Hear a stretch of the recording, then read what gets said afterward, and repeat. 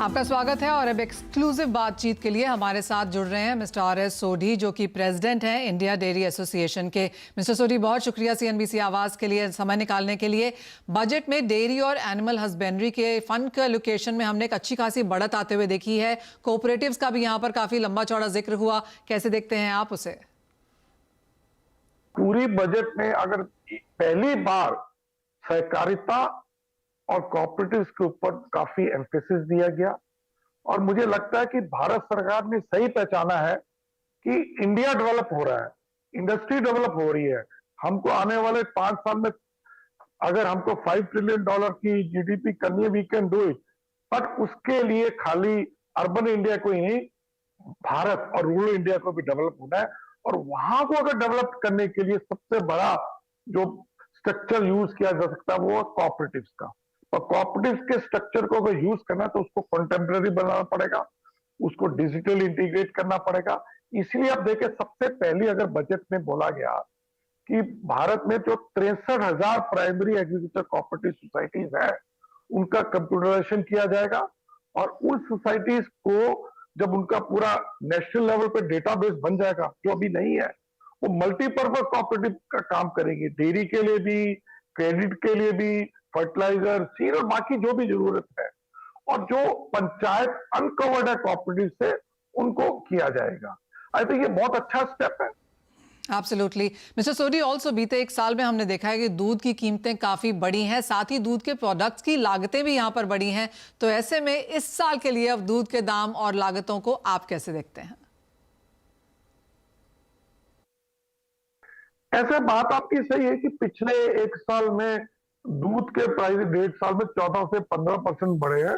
पर दूसरी तरफ अगर देखें, किसान की लागत, इनपुट कॉस्ट 20 से 25% बढ़ी है और दूध के प्रोडक्शन में 70% कॉस्ट ऑफ फीड होती है।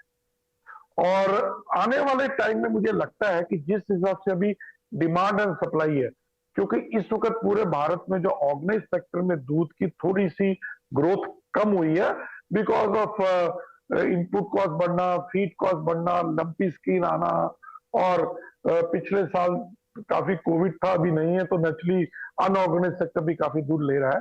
पर मेरा ये मानना है, आज की परिस्थिति को देखते हुए अगली दिवाली तक दूध की पोजीशन टाइट रहेगी। मैं नहीं कह रहा हूं कि भाव पिछले साल जितने बढ़ेंगे, तो पोजीशन टाइट है।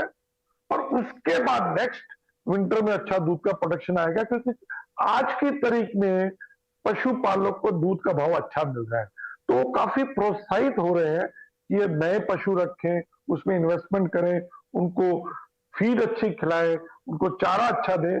पर उसको थोड़ा टाइम लगता है। ये ऐसी चीज नहीं कि आज आपने नया जानवर लिया और 3 महीने 6 महीने बाद आपके पास फसल आती, कि नहीं, इसमें 2-2.5 साल लगते हैं। तो बिगिनिंग हुई है।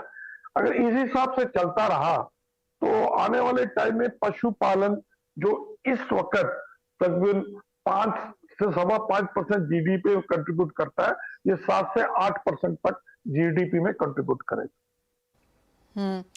मिस्टर सोढ़ी, आप अमूल के एमडी तो रह ही चुके हैं और अब आप यहाँ पर इंडिया डेयरी एसोसिएशन के प्रेसिडेंट भी हैं, आप इंडस्ट्री को अच्छे से समझते हैं। तो इस साल अब डेयरी सेक्टर में क्या बदलाव देखने को मिल सकते हैं?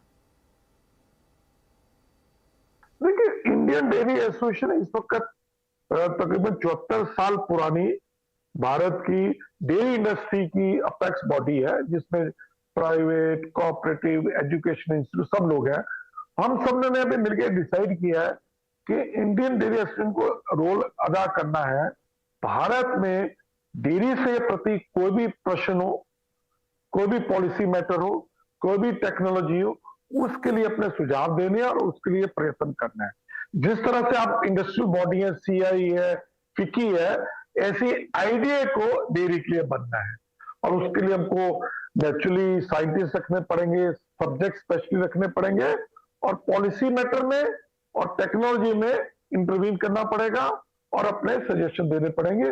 और मुझे लगता है जिस तरह से भारत की डेयरी इंडस्ट्री इस वक्त बहुत ही ऑप्टिमिस्टिक है और बहुत ही फ्यूचर के बारे में बहुत ही पॉजिटिव है, तो इसमें रिसोर्सेज भी आएंगे और नए नए इनोवेशंस और टेक्नोलॉजिकल अपग्रेडेशन भी होंगे। और जैसे मैंने बोला भारत 45% कंट्रीब्यूट करेगा अगले 25 साल में पूरे विश्व में, और वो होके रहेगा। ऑल राइट, तो on that bullish note mister Sodhi, बहुत शुक्रिया हमारे साथ यहाँ पर सीएनबीसी आवाज के लिए समय निकालने के लिए। तो काफी सारे बदलाव यहाँ पर आगे जाकर डेयरी सेक्टर में देखने को मिल सकते हैं। लेकिन इसी के साथ मुझे दीजिए इजाजत, आपसे इजाजत लेने का समय है। ब्रेक के बाद लेकर आएंगे आवाज समाचार।